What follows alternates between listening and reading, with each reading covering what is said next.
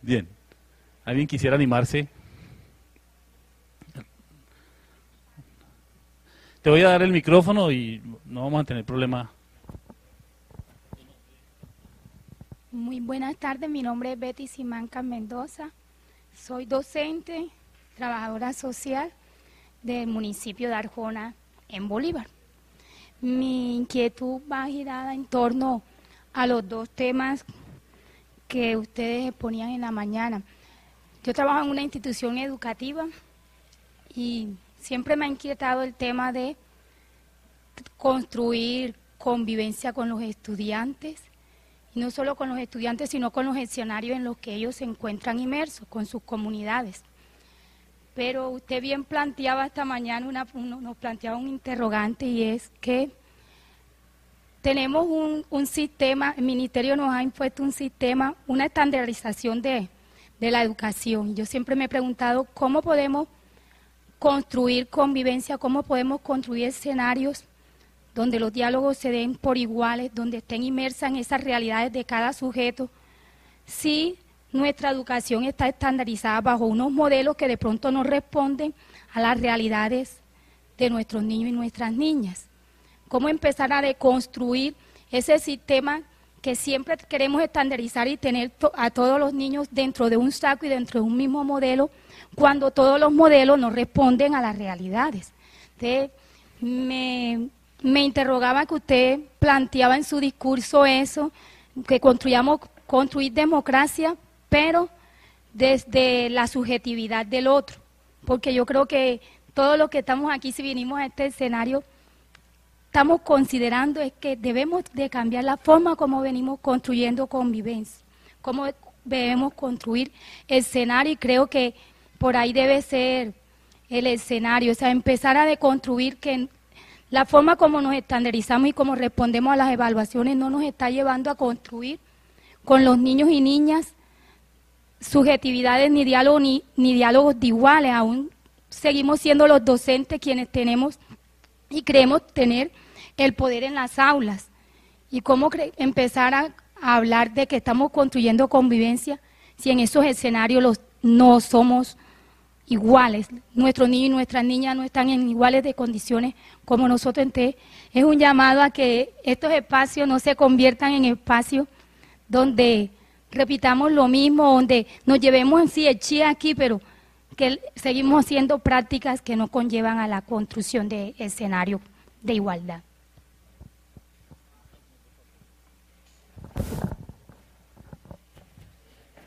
Bueno, muchas gracias, Betty. Vienes de lejos, ¿no? Se nota que estás reinteresada en los asuntos objeto de discusión en este congreso. Bueno, voy a decir algunas cosas que quizás no sean tan correctas políticamente. Me disculparán. A ver, mi lectura de, en general, la formulación de política pública en formación ciudadana en la escuela. ¿Cuál es esa lectura que tengo? Después de esto que conté en la mañana, de estos lineamientos que hacían que la formación política tomara un rumbo y la educación moral otra, ¿sí? Como si fueran cosas separadas, como si las decisiones que tomamos cuando trabajamos con otros, cuando construimos con otros, no tuvieran un horizonte moral, en el mejor sentido una moral cívica. Pero más allá de esas, digamos del origen de la confusión en la formulación de la política pública a fines del 98, creo que la orientación general de toda la política pública en formación ciudadana ha sido un equívoco, es la historia de un equívoco, pero es la historia de un equívoco intencional. Y voy a tratar de defender eso. A ver, pensemos incluso en lo que hacemos cotidianamente cuando evaluamos, en el área, en la asignatura en la que nosotros trabajamos. ¿Qué pretendemos cuando evaluamos el profesor de matemáticas, la profesora de lengua, el profesor de inglés? ¿Qué pretendemos? Sí, pero ¿para qué queremos medir?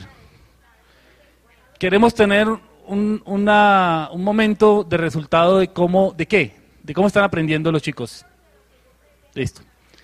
De lo que yo pretendo enseñar, a ver si los chicos lograron aprenderlo y suficientemente o de qué manera, etcétera. Pero todo proceso de evaluación está orientado a mejorar los procesos de enseñanza, ¿o no? O sea, uno no evalúa para cumplir un requisito, ¿sí? El requisito de poner una calificación. Uno evalúa porque quiere tener un dato, una información que le diga cómo orientar mejor el proceso formativo, ¿no? Ese es el sentido de la evaluación. La evaluación sí tiene un sentido retroalimentativo, ¿sí? En general. Bueno, una vez obtienes resultados de una evaluación, lo que sea, en el área que sea, eso te da como una radiografía del grupo, ¿no? Se rajaron la mayoría, ¿qué pasó? Uno suele preguntarse, ¿no? ¿Qué hago si se raja la mayoría? Hay una vieja consigna de los maestros que dice que si se raja la mayoría, no están fallando la mayoría, sino la minoría que representa el maestro, ¿sí? Bien, lo que ha pasado con la política de evaluación de competencias ciudadanas es que se raja siempre la mayoría.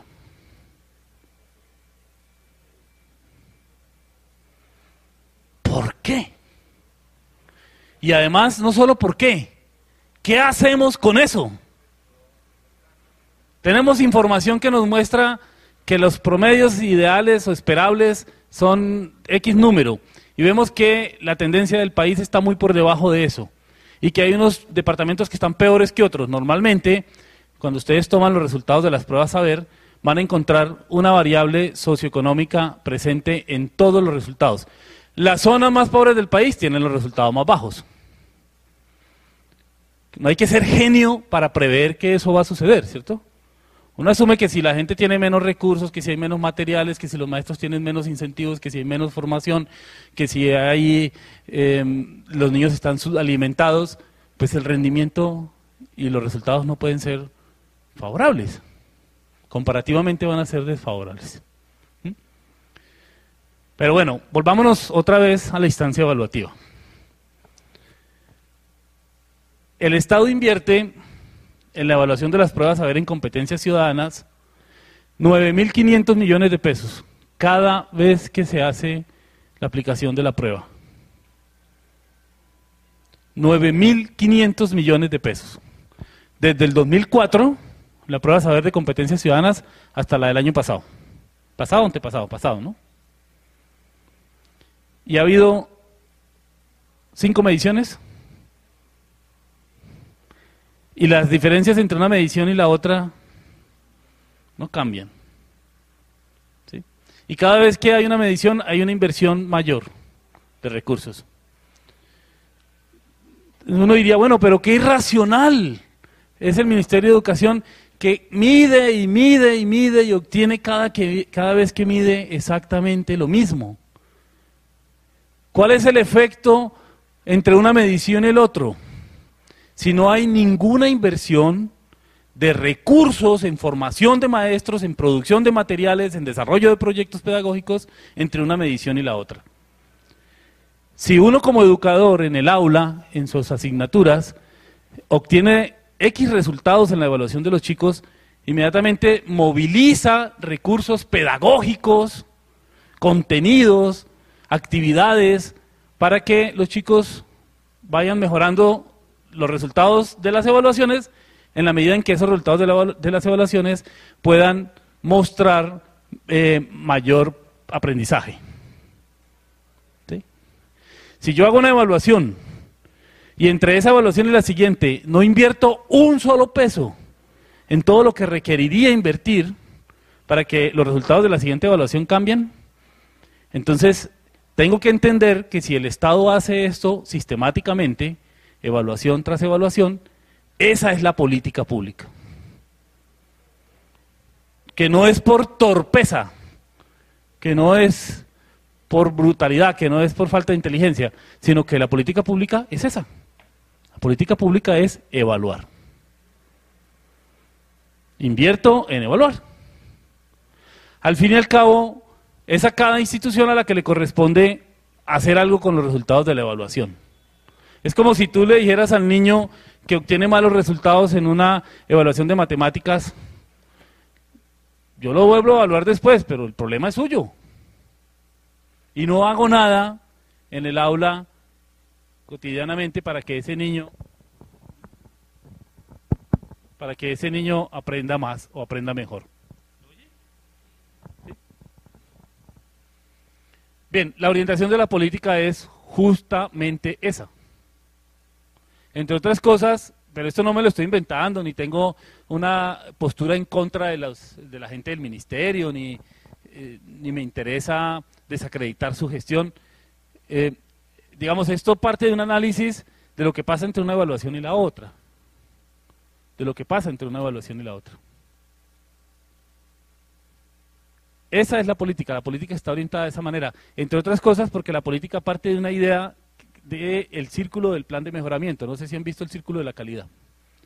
No tengo aquí una imagen para mostrarlo, pero parte del resultado de la evaluación que está aquí arriba.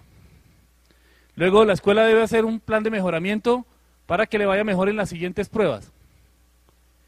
Luego el plan de mejoramiento tiene un seguimiento, que lo hace la escuela porque el ministerio no puede hacer el seguimiento o dice que no lo puede hacer. Después hace una siguiente evaluación, obtiene unos resultados y lo compara con la evaluación anterior. ¿Quién se hace cargo de todo el proceso? La escuela. ¿Con qué recursos? Con los que tenga. El plan de mejoramiento no implica ningún compromiso estatal para mejorar los procesos de formación ciudadana y construir unas condiciones de posibilidad de un ejercicio de la ciudadanía más incluyente, menos discriminador, más pacífico, etcétera, etcétera. La política tiene esa orientación. Dado que esas son las condiciones, tenemos varias alternativas, por lo menos hasta ahora, como maestros, como educadores. Entender ese panorama y quejarnos de lo terrible que es, ¿sí?, de lo neoliberal que es ese esquema, de lo apabullador contra las iniciativas de los maestros, contra las posibilidades de su desarrollo profesional, personal, etcétera, o olvidarnos de los resultados de las evaluaciones, no seguir más en esa cosa loca de estar creyendo que eso da cuenta de nuestra gestión como maestros y encargarnos de hacer el trabajo cotidiano con los chicos. Hay una cosa que yo suelo decirle mucho a los maestros en formación con los que trabajamos en la pedagógica y a los maestros en ejercicio cuando tengo esta posibilidad, y lo quiero repetir, y es que muchas veces nosotros solemos decir, porque además son condiciones reales, que a veces los maestros trabajamos no solamente a partir de las condiciones que nos da el colegio, sino todo lo contrario, a pesar de ellas. Y que muchas veces los maestros llevan a cabo sus iniciativas a pesar de sus directivos, a veces en contra de ellos, ¿sí? Lo que muestra, digamos, que es muy difícil, que a veces los maestros se sienten muy solos, se sienten abandonados, se sienten presionados, estresados, etcétera. Pero yo quisiera volverme a un tema que tocó Betty y que yo creo que políticamente es muy importante reivindicar. Y es que, más allá de todas las cosas terribles que puedan pasar en las aulas, que a veces pasan, porque no todos los maestros, no todos los colegas son comprometidos, responsables, etcétera, el aula, tan denostado en las teorías de educación contemporánea, que dicen que el aula es el espacio de la artificialización de la experiencia, es el espacio de la hipocresía. Más allá de todo lo que puedan decir del aula negativamente, el aula es el espacio del ejercicio de la libertad del maestro y de los estudiantes. Y si no lo es, puede llegar a serlo. Incluso en las condiciones más negativas socioeconómicas de los chicos y de sus familias, en las condiciones más nocivas de administradores de escuelas y de rectores de escuelas arbitrarios, autoritarios, etcétera, en las condiciones más negativas, cuando el maestro está en aula, tiene un espacio de libertad.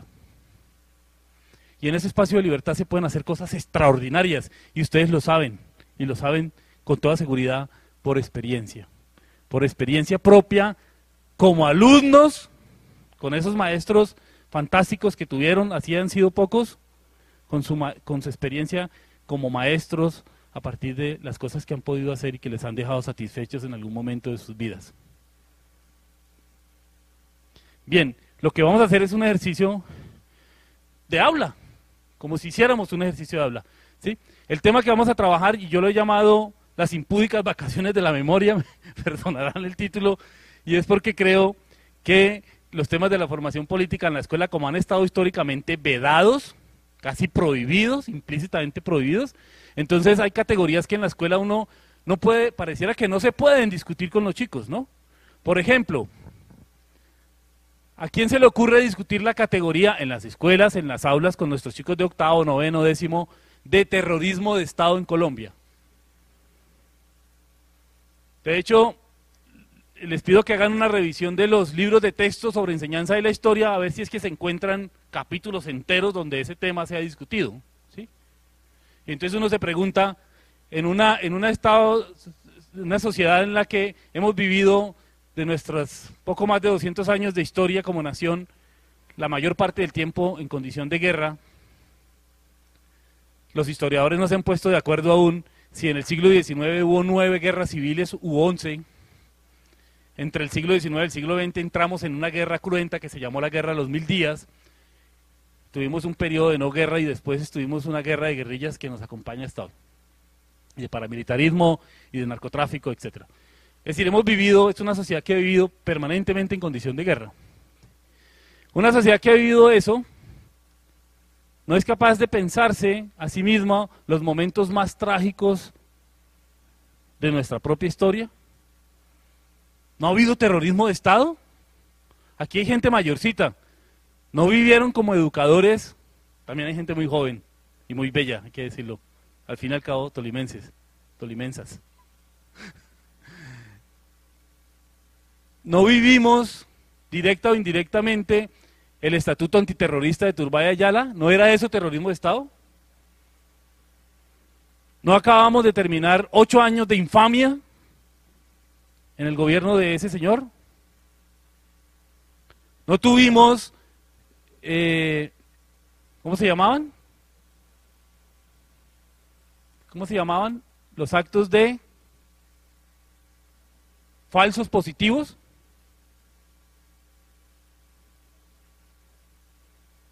¿Eso no es terrorismo de Estado? Y además cuando yo digo que si no podemos trabajar categorías de terrorismo de Estado, no quiere decir que es que nos vamos a asumir todos a nosotros mismos como terroristas, sino que tenemos que pensar que en la historia de nuestro país eso ha ocurrido. Y que lo podemos invisibilizar, lo podemos negar, o lo podemos discutir para poderlo comprender. Para poderlo comprender. Para poderlo comprender y para tomar medidas previsivas para que eso no vuelva a suceder. Que es la manera, como muchos entienden, el sentido de la enseñanza de la historia. ¿Sí? Bien, con esto, digamos, creo que he hecho la introducción del ejercicio que vamos a hacer. Vamos a leer algún fragmento de un texto de una novela que seguramente algunos de ustedes han leído, que se llama El olvido que seremos, de Héctor Abad Facio Lince. El olvido que seremos es una historia autobiográfica, es una novela autobiográfica, a mí me parece una de las novelas contemporáneas colombianas más bonitas, en el lenguaje, en la manera como se configura efectivamente la relación entre el hijo y el padre, en la que un escritor colombiano, columnista, Héctor Abad Facio Lince, cuenta la historia del asesinato de su padre.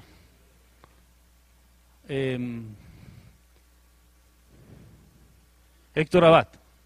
¿Sí? Héctor Abad Gómez, que era un médico vinculado a la Universidad de Antioquia, que trabajaba en los sectores populares y que trabajaba incluso con organizaciones de Naciones Unidas en los países pobres, en los periodos en los que no está trabajando en la Universidad de Antioquia, digamos en proyectos de solidaridad, en proyectos de ciudadanía con la gente más necesitada. Vamos a leer ese fragmento, vamos a contestar unas preguntas, vamos a hacer una discusión y vamos a tratar de ver si es que, haciendo el ejercicio nosotros mismos, este tipo de temas podríamos o no trabajarlos con los estudiantes, si es que es imposible trabajar estas cosas, o estas cosas no solamente es posible hacerlas, sino si vale la pena además. ¿Sí? ¿Les parece? Entonces voy a... ya estamos repartiendo los textos. Yo no sé si ya todos lo tienen para que me sigan en la lectura. ¿Quiénes faltan por acá? Uy, por acá adelante. Por acá adelante. Me espero un poquitico mientras les llega.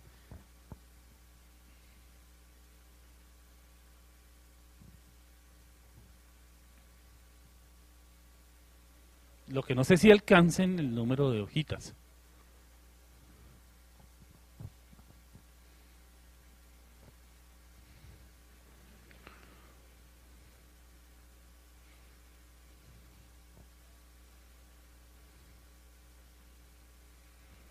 Levanten la mano quienes faltan para que podamos ubicar, y... ¿Se acabaron? Bueno, les prometemos una copia y ahora como vamos a trabajar en grupo, entonces vamos a tener algunas hojitas que circulan. Bien, voy a permitirme leer este fragmento del olvido que seremos de Héctor Abad Faciolince. Recordar para que se sepa. Han pasado casi 20 años desde que lo mataron. Y durante estos 20 años, cada mes, cada semana, yo he sentido que tenía el deber ineludible, no digo de vengar su muerte, pero sí al menos de contarla. No puedo decir que su fantasma se me haya aparecido por las noches como el fantasma del padre de Hamlet a pedirme que vengue su monstruoso y terrible asesinato. Tal vez si me haya dicho en sueños, como el fantasma del rey Hamlet, recuérdame. Y yo, como su hijo, puedo contestarle, ¿recordarte? ¡Ay, pobre espíritu! Sí, mientras la memoria tenga un sitio en este globo alterado, ¿recordarte? Sí, de la tabla de mi mente borraré todo recuerdo tonto y trivial, las enseñanzas de los libros, las impresiones, las imágenes de la experiencia y la juventud que allí han grabado, y tu deseo solo vivirá dentro del libro y volumen de mi cerebro purgado de escoria. Es posible que todo esto no sirva de nada. Ninguna palabra podrá resucitarlo. La historia de su vida y de su muerte no le dará nuevo aliento a sus huesos. No va a recuperar sus carcajadas, ni su inmenso valor, ni el habla convincente y vigorosa. Pero de todas formas yo necesito contarla. Sus asesinos siguen libres. Cada día son más y más poderosos y mis manos no pueden combatirlos. Solamente mis dedos, hundiendo una tecla tras otra, pueden decir la verdad y declarar la injusticia. Uso su misma arma, las palabras. ¿Para qué? Para nada. O para lo más simple y esencial, para que se sepa. Para alargar su recuerdo un poco más antes de que llegue el olvido definitivo. Si recordar es pasar otra vez por el corazón, siempre lo he recordado. No he escrito en tantos años por un motivo muy simple. Su recuerdo me conmovía demasiado para poder escribirlo. Las veces innumerables que intenté, las palabras me salían húmedas, untadas de lamentable materia lacrimosa, y siempre he preferido una escritura más seca, más controlada, más distante. Ahora han pasado 2 veces 10 años y soy capaz de conservar la serenidad al redactar esta especie de memorial de agravios. La herida está ahí, en el sitio por el que pasan los recuerdos, pero más que una herida, es ya una cicatriz. Bien, les pido entonces que hay allí unas preguntas. Les pido que, sin que tengamos que, digamos, desbaratar todo el escenario, simplemente giremos las sillas para armar grupitos de discusión de 6, 8 personas. Por supuesto no vamos a tener todos los grupos la posibilidad de ser representados en la discusión, pero por lo menos algunos grupos sí van a poder como resumir un poco la discusión de estas preguntas que están planteadas acá. Entonces, les dejo estas preguntas, la idea es que las revisen en grupo y que vayan tratando de colectivamente dar respuesta a estas preguntas o de acercarse a una respuesta satisfactoria. ¿Está bien? Digamos, podemos parar en este momento con lo que hayan alcanzado a discutir y lo que hayan alcanzado a narrarse entre ustedes, y que algunos grupos quisieran destacar y compartir con toda la plenaria. Prefiero que paremos el ejercicio de discusión grupal en este momento para poder aprovechar la socialización y la discusión con el grupo más grande, para poder dedicar el tiempo que merece y que requiere una discusión con una audiencia tan grande, pero que nos permita sacar algunos puntos a tener en cuenta, ¿sí? Entonces les voy a pedir que, así como les pedí que simplemente giraran la primera vez, les voy a pedir que de nuevo giren y se acomoden como estaban, que les vamos a ir dando la palabra a algunos representantes de algunos grupos para que nos cuenten un poco por dónde corrieron las discusiones, cómo les fue con las preguntas, y dejemos para el final la discusión sobre este tipo de estrategias como posibles para trabajar con los estudiantes, en qué contextos sí, en qué contextos no, en qué condiciones sí, en qué condiciones no. Y hacemos al final una discusión de cierre de todo el taller, ¿vale? Así que yo, teniendo en cuenta que tenemos igual limitaciones de tiempo, les voy a pedir que tratemos de ser como sintéticos, ¿cierto? De hacer intervenciones muy sintéticas que recojan un poco los elementos claves de la discusión, para poder escuchar a más grupos, ¿vale? ¿Quiénes quieren comenzar?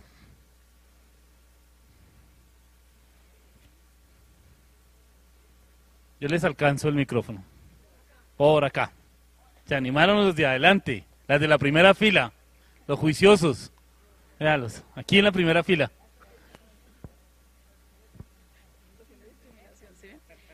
Buenas tardes. Nosotros tomamos dos casos, uno de la vida pública, muy conocida por todos nosotros, y otro un caso de aula. ¿Sí? ¿No? Me empezaré por contar la experiencia de aula. A una estudiante de grado 9 le asesinaron el papá. Fue una muerte muy cruel, un señor muy conocido, de los que uno conoce en el pueblo, que son muy buena gente, en fin. Estando esa tristeza de ella todos los días, personalmente trataba de hablarle, de llegarle, pero como que había algo que no sé, ¿le estoy causando más herida o estoy haciendo bien? De pronto un día tan triste le escribí una notica en el cuaderno, estaba revisando y se me ocurrió y le escribí una notica. Ella la recibió, me dio las gracias, no se comentó. Y este año precisamente, eso ya hace tiempito, la publicó en el Face. Cuando, profe, mire lo que conservo. Me puse a leerla y quedó hasta bonita y quedó muy sentida. Entonces mire que fue una manera, ya ella atreverse a publicarlo en este momento, hay cicatriz, porque en otro momento no lo hubiera hecho. En ese momento lo que yo hice, yo no pensé que fuera a trascender tanto. Y ella me escribió unas cositas ahí que de verdad dice uno, uy, eso fue significativo. El otro caso que tomamos ya en el segundo aspecto que nos piden es la muerte de Garzón, de Jaime Garzón. ¿Que la recordamos? Sí. ¿Que nos duele de una manera diferente a como le duele a la familia? Sí. ¿Que pensaba diferente? Pensaba muy diferente. Y esa fue la causa de su muerte. Y yo creo que del señor que conté antes también era por haber pensado diferente. ¿Para agregar algo? ¿Qué más habrá que decir?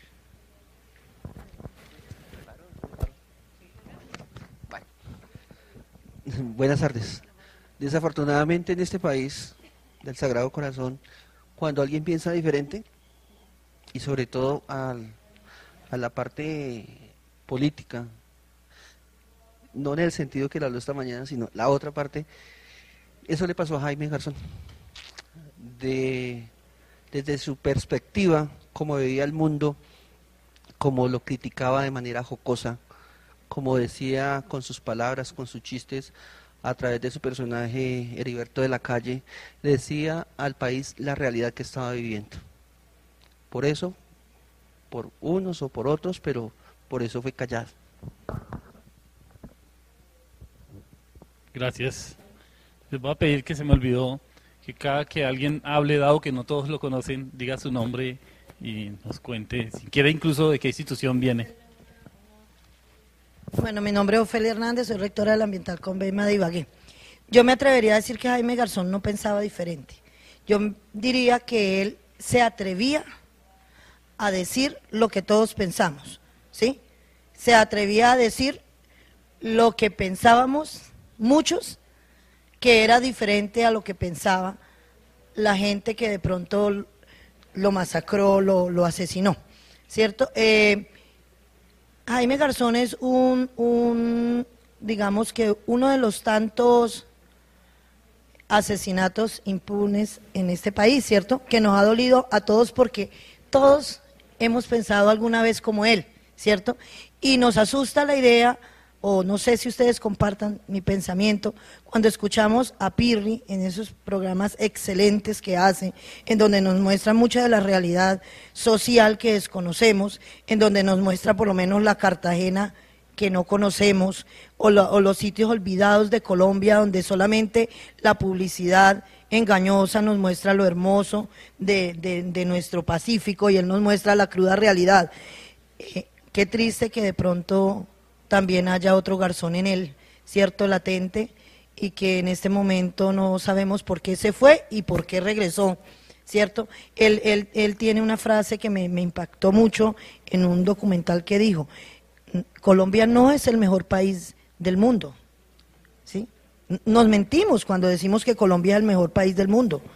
Lo que pasa es que Colombia es el país que nosotros amamos, pero está lejos de ser el mejor país del mundo, ¿sí? Y no por personas como nosotros, que somos del común y que pensamos diferente también, sino porque las personas, las poquitas personas que manejan este país, lo han convertido en eso, en que no sea el mejor país del mundo, pero sí es el que más queremos.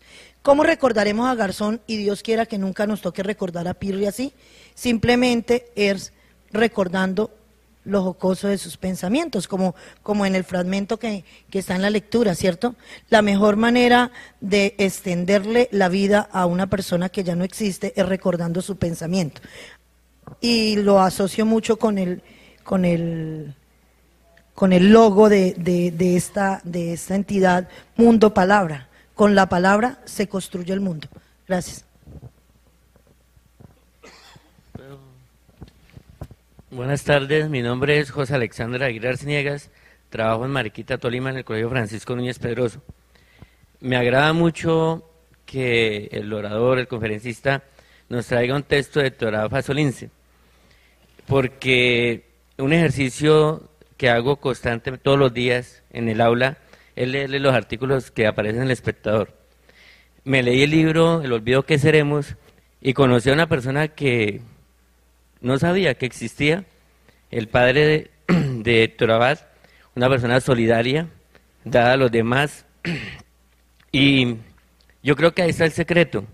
Si él nunca escribe, esperó 20 años, si no escribe, yo nunca lo hubiera conocido. Y esa persona que es solidaria, honesta, que le ayuda a los demás, está presente en cada uno de nosotros. Y nosotros nos volvemos, como dijo la compañera, le voy a agregar, espectadores. O sea, nosotros tenemos como esa alma romana de circo, de ver a alguien allá que es masacrado, pero no nos atrevemos a acompañarlo, a que las cosas cambien. Y yo creo que la labor del docente es esa. Decía ella también, recuerdo, que hay niños o estudiantes que tienen como esa chispa, o como lo decía Piedad Bonet en el artículo que escribió sobre Sergio Urrego, esa rebeldía. Nosotros matamos esa rebeldía, no sabemos encauzar ese ser que puede verdaderamente ser un cambio en nuestro país. Entonces yo los invito como maestros, yo creo que aquí están los más inquietos, es a que toquemos a nuestros compañeros. O sea, yo pienso que la lectura es un secreto para que haya un cambio en las instituciones. Una persona que lee, que le gusta leer, no porque se lo impongan, sino porque le nace leer, puede colaborar en este cambio que necesitamos en Colombia. Muchas gracias. Bueno, buenas tardes. Soy Luisa Fernanda Ávila, soy docente orientadora de la misma institución aquí del compañero José Alexander. Hay un punto que nosotros tomamos que surge precisamente de lo bueno de esto, que es el diálogo, y era la ley de víctimas, la reparación, la paz, la reconciliación, el olvido y la plata. O sea, lo que sale de pronto detrás a veces de todas esas situaciones de orden social, económico y político, y que a veces esa misma ley y todas esas mismas cosas que aparecen ahí hacen que seamos sin memoria. Sí, entonces se murió 18 millones, 2 millones, o sea, cada uno en diferente manera. Entonces es un punto también para nosotros pues tener en cuenta dentro de esto. Por acá atrás.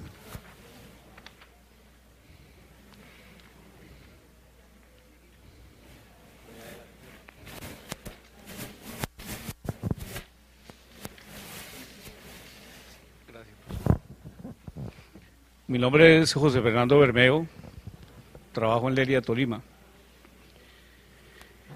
Voy a referirme sobre todo a los aspectos de carácter nacional porque, comentábamos en el grupo, es muy seguro, la probabilidad es demasiado elevada que en cada uno de nosotros no haya esa cicatriz o aún de pronto la herida abierta de la tragedia dura de la violencia no de 50 años como manifiesta el gobierno o la historia colombiana, sino los 500 y pico de años que lleva de masacre este país desde la conquista prácticamente.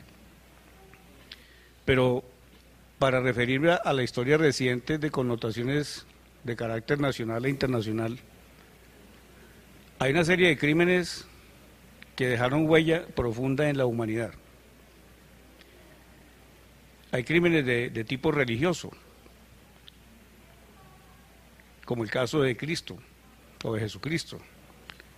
Ese es un hecho histórico enmarcado en un cuento religioso, pero más que religioso, en un cuento moral de una sociedad romana putrefacta como la nuestra, en las altas esferas, no en las que trabajan para que coman los de arriba. Ejemplos muy grandes, como el de Martin Luther King, el de mismo Kennedy. En Colombia tenemos ejemplos muy dolorosos, el que acaban de relatar el grupo de Jaime Garzón, que era un profundo político, y más que un político, era un sociólogo de la política, y un crítico profundo de la política, que lo enmascaraba en cierta medida en el humor. Pero ahí en esos episodios de Garzón, todos los personajes de la vida pública del país en su determinado momento estaban presentes. Y también estaba representado el pueblo. Yo recuerdo el personaje que más me agradaba era el del embolador. Qué agradable, por ejemplo, nosotros los hombres que tenemos esa particularidad de pronto mandar a embolar los zapatos, es el mejor periódico que uno puede encontrar en la plaza de cualquier pueblo o de cualquier ciudad. El de la señora que hacía la comida allá en la casa. No recuerdo los nombres porque yo soy como malito para recordar eso. Pero también hay otros personajes de la historia de todos los niveles. Recordemos todos los líderes de la UP que fueron prácticamente masacrados en su totalidad.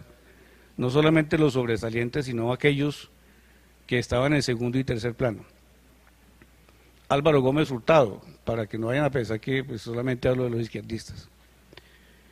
Álvaro Gómez Hurtado fue un crimen político que rasgó duramente en aquellos intelectuales no de partidismos, sino de conciencia política nacional. El crimen del líder Gaitán, un líder totalmente popular que encarnaba la voz y las necesidades de un pueblo. Masacrado, dicen todavía, por la oligarquía, porque todavía no se puede comprobar quién fue realmente el intelectual. Le echaron la culpa a un parroquiano que pasaba por ahí. Incluso Fidel Castro en esa época, del 48, estaba por estos lados en Colombia en un congreso de tipo izquierdista, y pues a él también han echado la culpa de que fue el asesino. Líderes de la vida nacional como Luis Carlos Galán, por ejemplo, encarnan la filosofía, el sentimiento, el pensamiento de un pueblo, y esos líderes también duelen. Me disculpan lo que voy a decir, para mucha gente en Antioquia y tal vez en el país, la muerte de Pablo Escobar Gaviria fue una herida grande, que sella un capítulo y abre unas nuevas páginas en un nuevo tomo de la historia oscura de Colombia, claro. Y en ese proceso la humanidad entera vive permanentemente esas muertes. Parte de la historia revolucionaria de la Unión Soviética, del siglo inicial, iniciando el siglo pasado, cuando llega la dictadura de Stalin a Rusia, al primer elemento que manda a matar a Stalin es a León Trotsky, porque León Trotsky representa el eje político, la filosofía de la Revolución Rusa, representa al mismo tiempo la construcción de una nueva sociedad basada en la intelectualidad y en unas formas nuevas de verse en las personas que tienen la obligación de construir un nuevo país. A nivel mundial son muchos los ejemplos.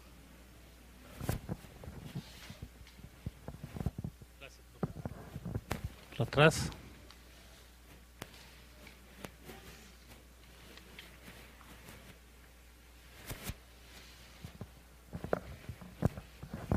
Mi nombre es Ricardo Aldana Cabrera, trabajo en el municipio de Líbano.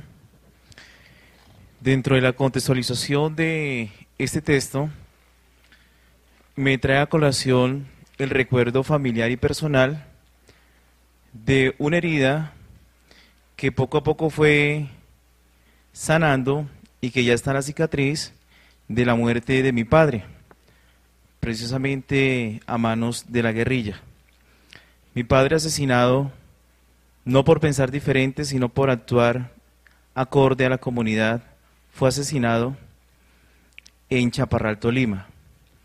Y este texto hace mención a 20 años. Mi padre también, no esa totalidad, pero sí 14 años. Y entonces, desde ese punto de vista, he tomado las mismas palabras que ellos utilizaron. No para matar gente, sino para convencer a aquellas personas para matar la gente. Y yo personalmente he tomado esa palabra para transformar vidas. No para asesinar, sino para formar vidas. Esa misma palabra que hace mención aquí, que lo subrayo,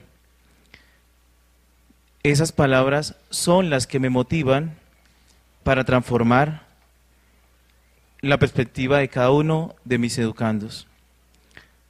Aparece por ahí en Facebook una información que dice que docente no es aquel que transmite clase, sino que cuenta su vida a sus educandos.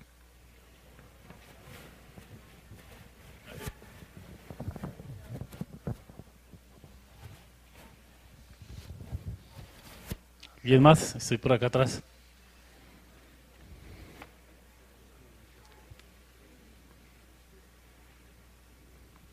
Prometo que esto se va a animar un poquito al final.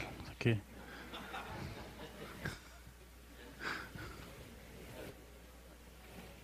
Bueno, voy a hacer una intervención y si se animan, seguimos. Seguramente se van a animar otras personas a hablar.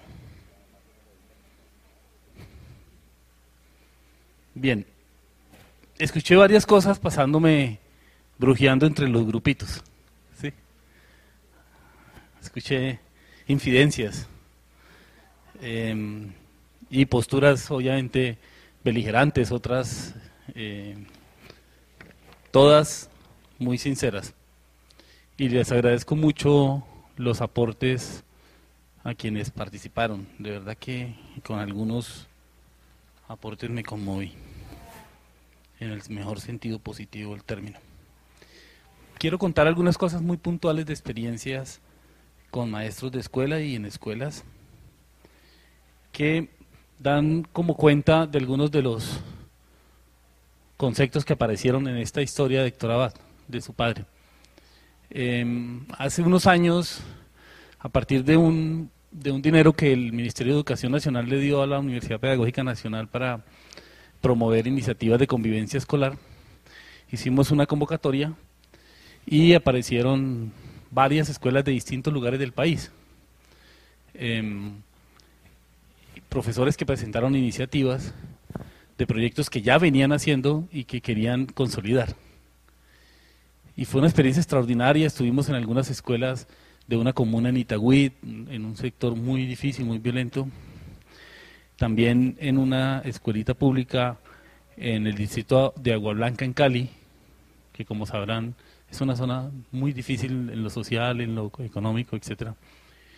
En unas escuelas del Cauca. Bueno, estuvimos en varios lugares acompañando algunas de las experiencias de los maestros, y la experiencia que llevaba a cabo Gloria Mercedes, que era la profe de lengua castellana en la escuela del distrito de Agua Blanca en Cali, era un proyecto en torno a las cicatrices, literalmente,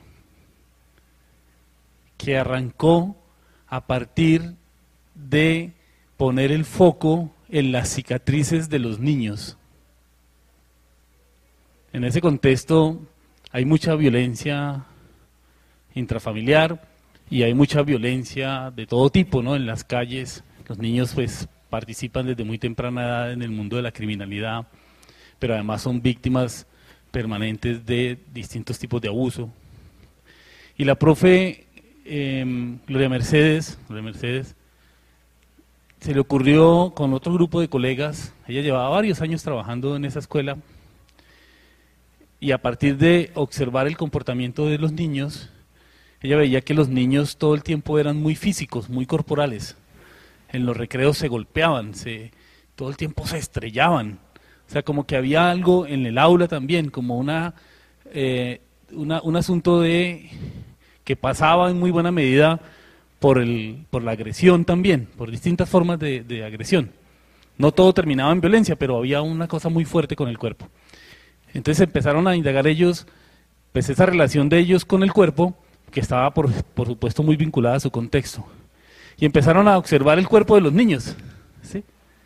Con cierto detenimiento, algo que antes habían naturalizado. Les parecía que los niños pues llegaban con heridas, con cicatrices, y se les ocurrió que podían hacer un proyecto en el que, a través del relato de las vidas de las personas de la escuela, los niños pudieran contar la historia de su cicatriz.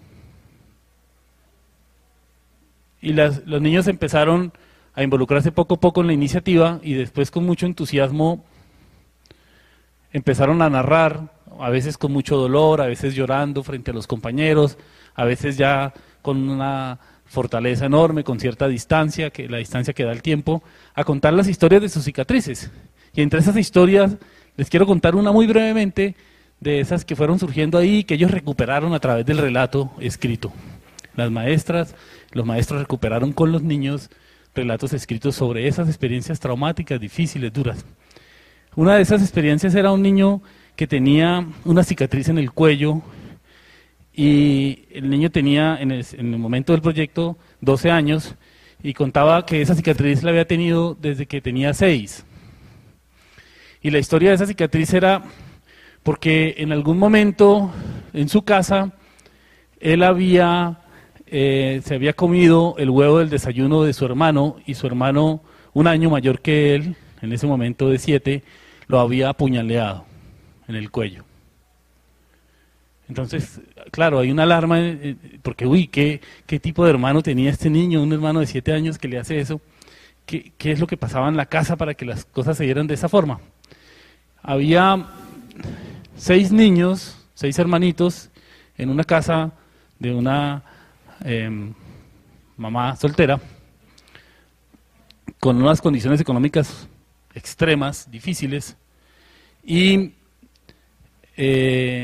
no había nunca huevo para todos, por lo tanto, el lunes comía un niño huevo, el martes el otro, los otros 5 no, el miércoles el otro y los otros 5 no, y entonces el niño se había comido el huevo el jueves, que era del hermanito, y no le correspondía.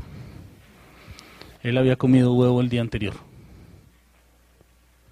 En esa historia que es tan fuerte, tan desgarradora, empiezan a entender las condiciones del contexto.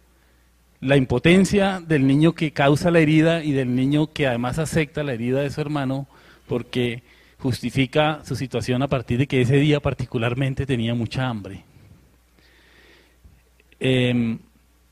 Luego ellos fueron recuperando otros relatos de otras historias similares, historias de violación, bueno, y eran historias muy fuertes, pero lograron a partir de esas historias no lamentarse y asumir como esa actitud que yo desde atrás veía en muchos colegas como casi que desmoralizados ante una situación que resulta dar cuenta de nuestra sociedad en buena medida. Y es que lograron a partir de eso construir, como decían algunos colegas, porque la palabra tiene esa magia. Nos permite construir mundos posibles. Pronto pasaron de la etapa de la catarsis y del relato de la lamentación a hacer algo con eso. ¿Y ahora qué hacemos? ¿Seguimos proyectando nuestra vida como la narración posible de nuevas cicatrices? ¿O hacemos algo con esas cicatrices? Entonces, dándose cuenta que los niños eran muy físicos, esto que les había narrado antes, entonces las maestras se dieron cuenta que los niños necesitaban era reconciliarse con ese cuerpo cicatrizado. Y pronto captaron, porque los maestros en contextos, cuando nos lo proponemos, somos muy sensibles y creativos, que a los niños de esa zona les encanta el baile y que además tienen una enorme facilidad para eso. Entonces lo que hicieron fue que construyeron unas formas de expresión a través del baile en distintos momentos del día de la jornada escolar y en jornadas culturales especiales en las que los niños se expresaban ya no para golpearse, para chocarse en el aula o en los pasillos, sino para expresar algo que querían, algo que sentían.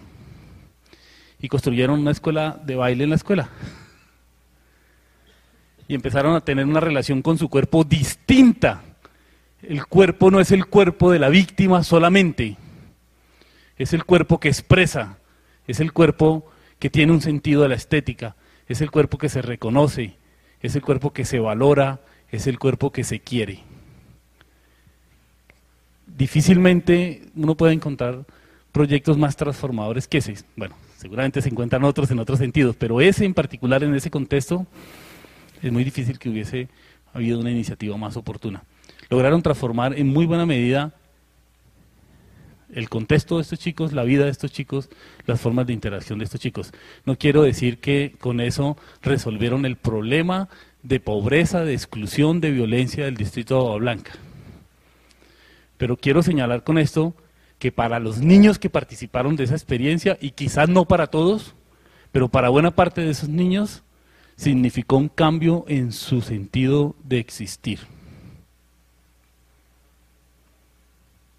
Y este tipo de ejemplos me ayuda a pensar que es posible construir, que incluso en las condiciones más difíciles, que incluso en las condiciones más deprimentes, siempre es posible construir. Ya te doy la palabra.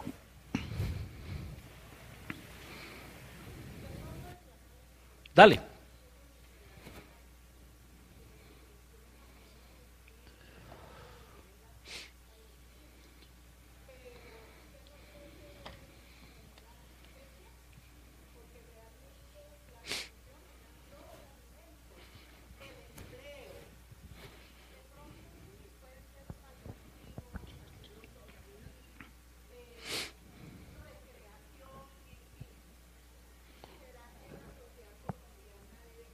Profesora, la anestesia, ¿sabe qué es?